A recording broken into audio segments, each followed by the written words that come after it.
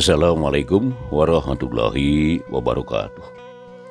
Wargi sadayana dina YouTube dina channel Dina Mar. Wargi sadayana daramang denget ieu pamugi bae sarehatnya wargi. Utamina wargi sehat jasmanina nya sehat rohanina. Atuh digambilkeun rezekina ditebikeun balaina. Aya dina lindungan tanapi panang tayungan Allah Subhanahu wa taala. Amin ya rabbal alamin. Eta pisan dipiarep kusin kuring siang kalayan wengi wargi. Wargi sadayana anu nuju ngantos-ngantos dongeng Sunda nya wargi dina channel Dina Mara. Dinten ieu urang masih urang naraskeun carios si kulup karangan Kilik Sabagian nu ka-42 wargi kanggo dinten ieu. Hanca urang anu katunda bagian nu ka-41 masih urang nyarioskeun harita obrolan antawis si kulup sareng Agi Somadea nya wargi. Tah kumaha lajeng naik carita mangga wilujeng ngadengkeun bae etang landung bang beberah mana. Satuju aki akal asal pamaksadan abdi tiasa laksana gitu ki. Margi memang leres abdi teh hoyong ngahontal cita-cita teh ku jalan bersih ki tah artosna mah teu ngandalkeun bangsa siluman. Malah mah abdi teh hoyong nalukeun bangsa siluman kita. Sanes bade muhit ka siluman. Margi sanaos teu dibantu ku siluman oge abdi mah tetep bakal usaha satekah pola sanggantiasa ngahontal anu dicita-cita kitu tah pamaksadan abdi maki. Syukur pisan anak eta pamadegan teh bener pisan. Urang mah manusia nu dimuliakeun ku Allah. Biraku rek ngagantungkeun ka siluman, ngagantungkeun nasib ka siluman. Lamun urang boga cita-cita kudu percaya karena kekuatan diri pribadinya. Saterusna sing pantang nenda ka Allah Ta'ala sebab Allah tempat urang menta-menta. Geus nepi ka dinya we heula haina urang balik deui kana perkara cita-cita ujang teh nya. Agirik nanya deui tah ujang teh nah geus bener-bener rek ngudag cita-cita. Kantenan aki abdi teh bade leres-leres ngahontal cita-cita abdi ki. Syukur ayeuna jawab di pertanyaan aki.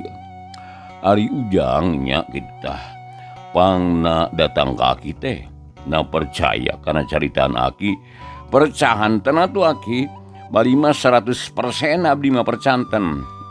Teu kudu di persen jeung aki mah pokona masal percaya we nya. Cukup sakitu ge. Dayeuna jawab hiji deui nya.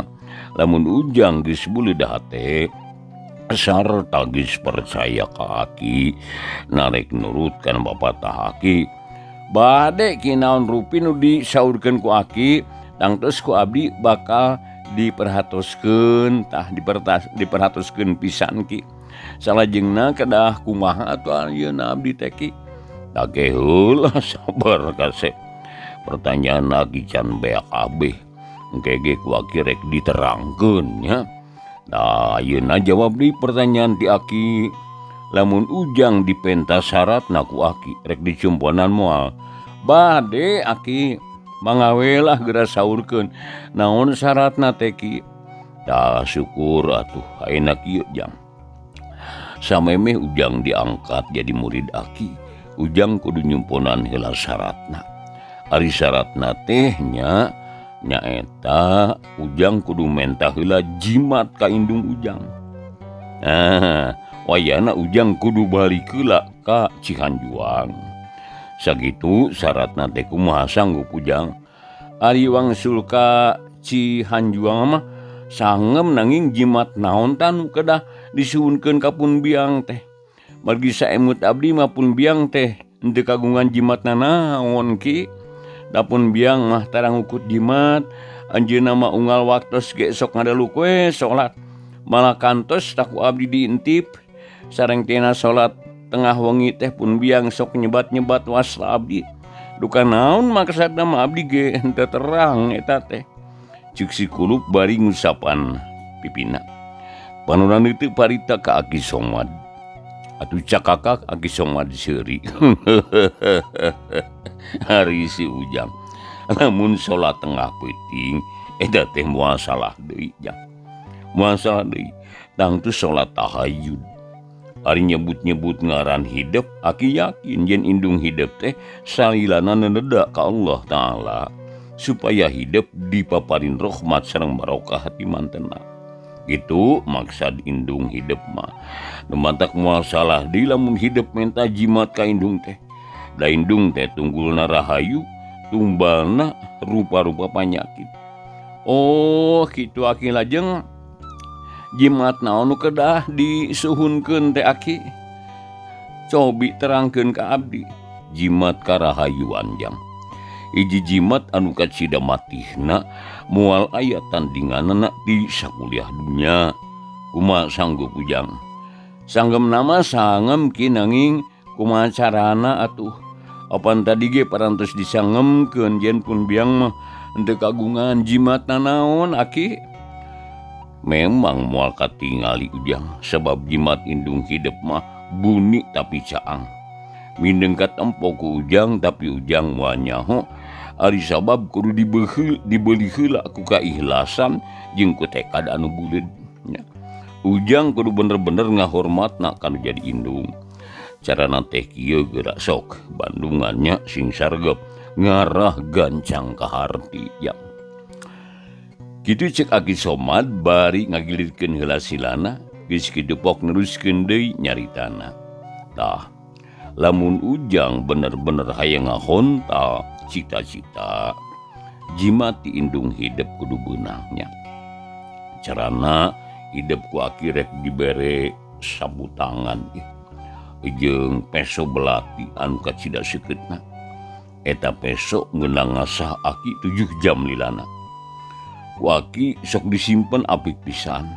Sangkan teu karahaan jeung teu kakotoran ku barang sejen.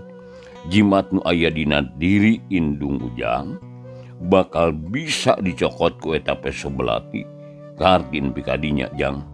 Ah tuh henteu teu kaharti ki piraku pun biangku dipencit ulah kitu atuh ki bet mapatahan teu bener geuningan Aki mah. Lain kitu jang kieu geura ye. Isukan Ujang kudu balik di ka Cianjuangnya. Tah tepungan di indung Ujang. Sanggis tepung peso ti Aki bikeun ka indung Ujang. Terus Ujang kudu nyarita kieu ka indung Ujang teh. Ma, 8 bulan lilana abdi dikandung nya. Tah, jadi welasan tahun lilana abdi ngarisikeun ka emak. Waktu abdi keur orok emak teh dikiihan. Diisingan ku abdi peuting teu ti belasare ti beurang teu bisa liar. Unggal usik ngan ngagugulung diri abdi. Maksud diri abdi. Dikukut di lelemut, dirorok di orok. Gering di ubaran, tiris di simutan. Cerik di upahan, dahar di huapan. Belaan cul kana kadiri mak sorangan. Asal abdi salamat terwaluya. Tapi dugi kapoe ieu abdi teu bisa mulang tarima mak. Sabab kanyaah emak ka abdi teh teu bisa dihitung ku duit mah. Teu bisa dibandingkeun jeung harta banda. Tah, ku jalan kitu nya ku jalaran kitu. Abdi sejak nebus kanyaah emak ka abdi ku nyawa. Atuh mangga we geura puncit beuheung abdi. Abdi rela, abdi ridho, abdi ikhlas. Asal maot ku panangan emak, mangga geura puncit we abdi teh mah. Tah kitu Ujang teh nyarita ka indung teh. Terus sodorkeun ta beuheung jeung peso anu ti Aki. Dalam geus wani nyarita kitu ka indung, moal aya hiji indung anu teu ngaragragkeun cimata. Nya, sarta didinya ku Ujang bakal katempo ku panon sorangan kumaha jerona kanyaah hiji indung ka anakna. sarta didinya pisan bakal turuna rahmat jeung syafaat anu jadi indung ka anakna. Kalian insya Allah bakal diridoan ku Gusti Nu Maha Suci lamun indung Ujang ngabudalkeun cimata gancang tandean ku saputangan ulah aya nu kana taneuh ragragna. Malah bakal leuwih hade lamun aya nu ragrag kana panon Ujang sorangan. Dina waktu Ujang tanggah nyodorkeun beuheung, tak eta teh jimat karahayuan tinu jadi indung. Kumaha tah Ujang sanggup ngalaksanakeunana? Ceuk Agi Somad bari mencerong kana beungeut si Kulup. Atuleung si Kulup harita wargi ngahuleng. Sajungjungan mah ngajentul bae dina tunggul.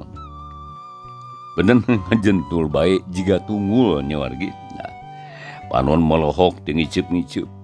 Atuh jajantungna harita ngadadak ratug tutunggulan. Hate sing seredet, bulu punduk sing puringkak, awakna ngageter kesang tiis nyorolog sakujur badan. Pipikiran si Kulup kumalayang ka jaman ka tukang-tukang. Ras inget kana kalakuan manehna anu salilana ngan carekeun wungkul. Ras diinget kana kalengeran manehna lamun dipapatahan ku indung sok mundung, dititah gawe hararese, dididik melid diwarah mangga, gawena ngan ukur ngaributkeun batur. Jadi wargi si Kulup teh boro-boro inget kana mulang tarima ka indung. Jadi mun kongang mah kala kahayang ngajajah kanu jadi indung teh. Ayeuna ngadingi papatah ti Agi Somad anu sarupa kitu. Puguh we mani asa dibentar gelap. Lamun si Kulup dititah newak di liwa atawa dibeledik jurig atawa ngabeledik jurig teh kitu. Ngabuburak siluman. Si Kulup tangtu moal mikir 2 kali. Jadi tangtu manehna nyebut sanggup sapada harita. Tapi dititah nyieun peta kitu ka indung nama. Si Kulup teh harita mani ngahuleng. Manehna rumasak loba dosa kanu jadi indung. Jatungtungna seredet hatena asa diturih ku hinis. Perihna kabina-bina sanajan si Kulup cadu ngaluarkeun cimata harita mah teu kuat teu nahan. Kalayan teu karasa barbai si panona barijil. Terus ngagarindang dina bibir panona. Tungtungna celak-celak maruragan. Manising gurilap herang lir mutiara katojo ku cahaya lampu cempor. Nya nempok kitu mah si Agi Somad teh mani ngarenghap narik napas panjang. Terus imut mani ngagenenyu panona niteup antep pisan ka si Kulup. Satungtung si Kulup can cengkat mah diantep bae. Sina cacap heula mikiran eta perkara. Sina nyusup kana kalbu nyerep kana mamaras. Melit dina ati sumarambah kana baya. Nu saterusna sina nyaliara ka sakujur awakna. Lamun geus kitu, mudah-mudahan si Kulup bakal jadi hiji jalma nu salilana munjung ka indung muja ka bapa nyembah ka Gusti Allah. Wargi kaayaan di luar harita teh kacida simpena. Surah sesatuan litik anu biasana sok reang disarada harita mah ngadadak jempe. Jiga anu sarua hayang ngadedengekeun kereteg hade si Kulup. Hiji budak anu basangkal hese diurus. Harita mengeluk tungkul diri buuk menang mabuk. Lila-lila hatena seger teger deui. Jung jengkatkeun sirahna harita si Kulup. Red ka Agi Somad pok nyarita rada ngageter. Ki kumaha kasep. Geus kapikir parantos ki. Demi kanggo ngahontal cita-cita abdi sangep ngajalankeun papatah aki. Sajabitik itu abdi ge rumaos seueur kalepatan kanu jadi indung. Dinten enjing sejam mundut dihampura kapun biang. Sok sanaos laras pun biang wantun mencit ka abdi. Abdi rela lillahi ta'ala. Abdi moal lebar ku nyawa kanggo mayar kanyaah kanu janten indung. Disungkeun piduana we ti aki. Bagja tina menan kasep. Syukur hidup geus boga niat kitu. Eta teh hiji tanda anaking. Tanda yen Ujang gede rasa rumasa kan jadi indung. Anu hartina Ujang yakin kana kakawasaan Gusti Allah. Ku aki didoakeun pisan. Mudah-mudahan hidup salamet. Sarta kenging rahmat sareng syafaat tinu jadi indung. Tur diridoan ku Gusti Nu Maha Suci. ridho indung ridho Allah ujang kudu ngarasa yakin kana benerna ceuk Agi Somad harita hatur nuhun Ki mana pe seberatina Ki bangga geura paparinkeun ka abdi ayeuna keneh bilih enjing Aki lali ceuk si kulup bangun teu sabar atuh cakak ni Agi Somad seuri pok ngajawab syukur jang syukur kedagoannya urang cokot heula pesona ieu malah sakalian jeung sapu tanganana nya jawab Agi Somad harita bari jung nangtung atuh sup ka kamarna marah teu lila oge kaluar deui wargi bari mawa bungkusan gek Agi Somad teh harita diuk deui sila maninga jemprak si kulup mani celohok teu ngicep-ngicep neuteub kana bungkusan teu lila berai bungkusan teh ku Agi Somad dibuka breh katempo usina peso balati mani herang bodas perahna dijieun tina tanduk sarta diukir alus pisan gape sebelati harita dicekal ku Agi Somad terus dibikeun ka si kulup bari nyarita kieu wargi masih ngadongkeun dongeng Sundanya dina YouTube dina channel @manggina marah jadi wargi sok sanangos ieu teh mangrupikeun dongeng sareng ge sing tiasa ngajantenkeun landong pangamberah manah nya wargi dongeng teh aya nu saena aya nu aweuna talabah nu saena mah ku urang tiasa diturutan geuning urang gumelar di alam dunya anu aweuna kedah ditebihan malah kedah dipikeun nya wargi gitulah anu pentingna tina dongeng teh jadi ngan saukur sanes ngabobodo budak dongeng budak cengeng gitunya tadi jan tawisna ya aya pepatah anu diselipkeun dina ku pengarangnya wargi urang ngajengkeun di eta mah kadi ulah hilap ye subscribe-na bunyi lonceng sareng di-sharekeun anak ka wargi sadayana utamina anu mikaresep kana dongeng Manggina maranya utamina dina channel @manggina marah ngaturkeun nuhun ka wargi sadayana mangga urang ngajengkeun carios si kulup bagian anu ka-42 ye hujang geura rawatan mateun sing apik ulah lalawora bisi muragnya ceuk Agi Somad harita bari nyodorkeun peso anu ditumpangkeun dina saputangan bodas teh wargi ganjang ku si kulup ditampanan terus diteges-teges sama peso belati teh kacida alusna dina congona aya tulisan lafad Allah ku huruf Arab dina congo sabelah deui aya lafad Muhammad sarua ditulis ku huruf Arab ari dina tonggongna aya lafad 2 kalimat syahadat si kulup mani anteng mulak-malik eta peso jiga anu teu bosan neuteub terus ditimbang-timbang tetela mani ampeg geus kitu red si kulup ngarenet ka Agi Somad pok nyarita bangun dareuda Ki ieu peso ditampi ku abdi Ki kalian bade digunakeun nu sahade-hadena mudah-mudahan mangpaat kanggo abdi syukur jang syukur sok rawatan sing apiknya ayeuna akhirek nambahan pepatah saeutik deui nya tah pikeun nyampurnakeun paniatan ujang ieu tah lamun ujang engke geus tepung jeung nu jadi indungnya mat ujang ulah rek nyieun petak goreng sing hormat sing sopan jeung ulah sentak sengor dina nyaritakeun paniatan ujang ku dibarengan ku hate anu bersihnya anu suci nu ikhlas nu ridho tembungkeun rasa ajih jeung hormat anu jadi indungnya da saterusna lamun ujang geus hasil meunangkeun jimat karahayuan ujang kudu indit deui sarta kudu ngenta karidoan tinu jadi indung lamun ceuk indung ujang ulah waka indit ujang kudu nurut teu meunang maksa kawasti heula nya sabab ujang kudu indit dibarengan ku pangdoa menjadi indung sakitu amanati Aki teh anaking kahartos Ki mangga ku abdi bade diperhatoskeun pisan salajengna kedah kumaha atuh abdi teh Ki ceuk si kulup harita bangun teu sabar ayeuna mah geura sare we jang isukannya isuk-isuk ujang kudu miang ka Cihanjuang pikeun nepungan indung ujang tos sakitu we heula ke urang tanya heula ka sini nini Ari kamar hareup geus diberesan atawa acan. Ieu si Ujang sina sare geus leunuheun ieu budak teh. Kitu ceuk Aki Somad bari ngareret ka ninian teh nu ti tadi ngajentul bae gigireunana. Geus Aki mah geus disadiakeun sarung oge sagala rupa. Jung atuh geura sare jalu da geus peuting ieu teh. Ceuk ninian teh bari ngareret ka si Kulup. Mangga Nini hatur nuhun.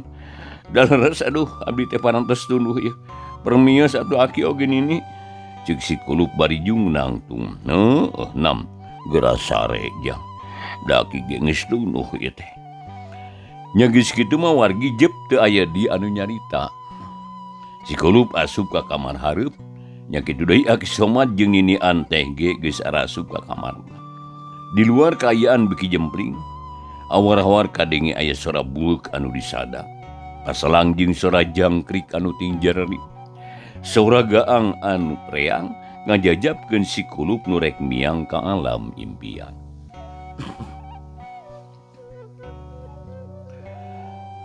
Kacaturkeun wargi isukna harita, sakumaha anu geus direncanakeun peuting. Rebun-rebun kene si Kulup teh geus ninggalkeun deui imah Aki Somad. Pikiranana ayeuna mah geus beuleud rek nurut kana segala papatah Aki Somad. Sarta arek diajar rupa-rupa pangabisa ti Aki Somad geusan ngahontal cita-citana. Kirawanci pecat sawed si Kulup mah geus boborot ku Kesa. Manehna geus aya di setengahing perjalanan, lembur Cimacan geus jauh ditinggalkeun. Panon poe dina poe eta sarua bae jeung kamari. Kaayaanana mani panas matak lalieur laneng. Jalan tincakeun mani retep dang daunan oge katempo siga peloy. Taneuh ngebul juga haseup lantaran kaduruk ku panasna panon poe. Jadi sok sanajan kitu si Kulup tetep bae harita wargi lumampah kalayan tenang. Tekad anu beuleud leuwih panas. Batan panasna panon poe harita. Kayan harita teh teu dirasa. Ku si Kulup mah tujuanna nangan hiji, manehna hayang buru-buru nepi ka Cihanjuang, beungeut indungna mani geus asa dina panon bae. Jalma nu disorang poe eta teu mapai jalan gede anu kudu ngaliwatan lembur Cikarancang. Tapi nerobos mapai jalan satapak nyorang pasawahan jeung ngaraas walungan. Lantaran geus dibere pituduh ku Aki Somad, sangkan bisa buru-buru nepi ka anu dijugjug. Teu kacatur deui di jalana wargi. Alah punten dieu. Sameme panon poe suruk. Si Kulup geus nepi ka sisi lembur Cihanjuang. Barang sok di dinya aya si Ohim keur ngajentul sisi jalan. Leungeun katuhunan nyekel bedaug, leungeun kencan nyekel awi sapasi. Nempaya sobatna reg si Kulup ngarandeg. Red kasih Ohim pok nyarita. Ohim, keur naon maneh euy? Wayah kieu cumagug di sisi jalan. Yu urang balik geus burit ieu teh euy. Ceuk si Kulup harita bari neuteub ka si Ohim anu keur ngajentul. Ngadengi anu nanya kitu si Ohim mani ngarenjag. Sabab teu katempoheun di dinya aya batur. Atuh rek ngajawab teh rada asa-asa. Red ngareret barang breh teh si Kulup gero. Si Ohim ngagero bangun sono pisan. Kulup, aduh, ieu teh bener maneh Lup euy. Aduh, maneh tega ninggalkeun dewek euy. Tes di mana atuh maneh teh tah? Aduh, maneh teu ngajak-ngajak maneh mah ka dewek euy. Ulah kitu euy. Ari ngaku keneh sobat mah atuh. Ceuk si Ohim bari jung nangtung sup ngasupkeun bedaug kana sarangkana. Solongkrong harita ngajak sasalaman atuh gep duanana patare maleungeun pok si Kulup nyarita deui bari nyerengeh. Ulah nyeri hate him euy. Uing teh lain tega kan jadi sobat euy. Tapi uing teh kudu berjuang pikeun ngahontal cita-cita. Sampai semua bisa diganti deui ku perkara sejen. Uing tetep rek ngudag cita-cita nu kungsi dicaritakeun ka maneh. Ari maneh keur gawe naon eta him? Wayah kieu ngajentul keneh sisi lemur. Apan biasana mah geus dangdan maneh teh. Na geus poho ka si Utari anak Mang Ucin. Is, ulah nyarita kitu Lup euy. Dewek kan teu boga batur ulin euy. Batur-batur anu sejen teh mungun ulin jeung dewek. Teuing naon tah sababna teh dah. Da lamun diajak ka mana-mana teh taraya nu daekeun euy. Ari maneh teh di mana teh Lup euy.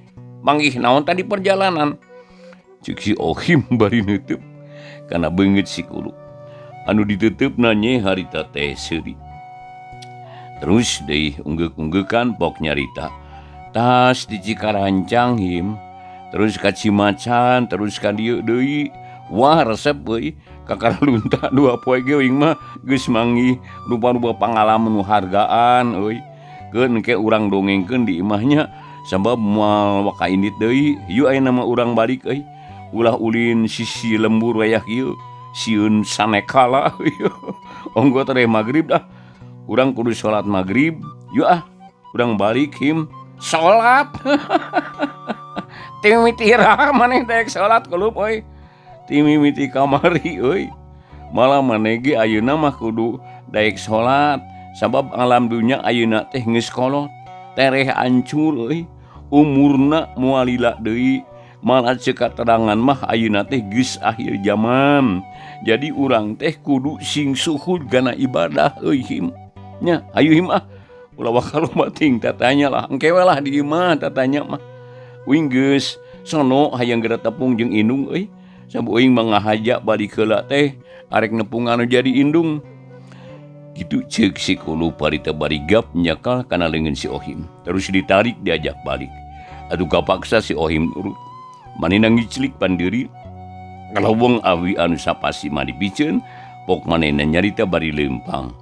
Naon eta ari akhir zaman teh Lup euy? Maneh mah teu boguh ari nyarita teh euy. Akhir zaman teh sarua jeung tungtung waktu him. Kadituna moal aya deui waktu keur ibadah. Lawang tobat ditutup, jalma nu doraka moal bisa nyebut ampun sabab geus beak waktuna. Anu matak mumpung ayeuna aya keneh kasempetan yuk urang singgar tol ibadah. Maneh ulah nipu nya ka indung, kanu jadi indung. Malah ayeuna mah kudu nurut euy. Jadi kudu daek mantuan digawe nya, ulah carekeun hirup teh matak doraka. Kaharti kumaneh him?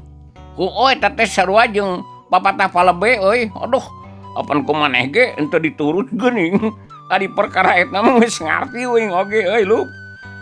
Bener ka tukang-tukang mah uing ge. Aduh teu nurut euy him. Malah make wani ngalawan sagala rupa. Tapi timiti ayeuna mah ulah kikituan euy. Sabab ayeuna mah geus nyaho yen eta teh pagawean salah. Nu matak eureunnan lah ngalawan kakolot teh. Papatahna urang tu turut ku urang. Sabab uing mah geus ganjang ka pageto. Geus ngajaran paeh ceuk batur mah. Malah apan maneh oge nyangkari liwa ka uing. Tadi ditu teh uing aya anu mapatahan. Yen lamun ngalawanan kalawan ka indung eta teh matak doraka. Engkena jadi parab seuneu neraka euy. Daek maneh diduruku seuneu neraka him. Ceuk si Kulup harita nyaritana tegas jiga nu bener-bener. Nu dimaksud sangkan si Ohim teh nurut kana pangajakna. Atuh bulu punduk si Ohim teh harita muriding. Lain muriding sieun kuririwa si Kulup, tapi laluang harita manehna ngadenge katerangan ti si Kulup. Malapok nyarita bangun nu yakin pisan. Aduh, bener Lup euy, maneh mah da geus kungsi ngajaran paeh nya duh. Untung maneh mah geus bisa ganjang ka pageto euy. Gumakayan di akhirat Lup euy, papanggih jeung Aki Saron. Cik si Ohim jadi ngacapruk manehna. Jadi manehna mah percaya pisan yen si Kulup teh wargi ngajaran paeh cenah. Aduh cakakak si Kulup seuri. Pok ngajawab bari leumpang pada ngarandeg. Betul leumpang nah rada ngarandeg. Ari maneh bet jiga nu ngimpi him. Uing mah can kungsi nempo ka akhirat euy. Tapi kakaranganjang ka nagara siluman.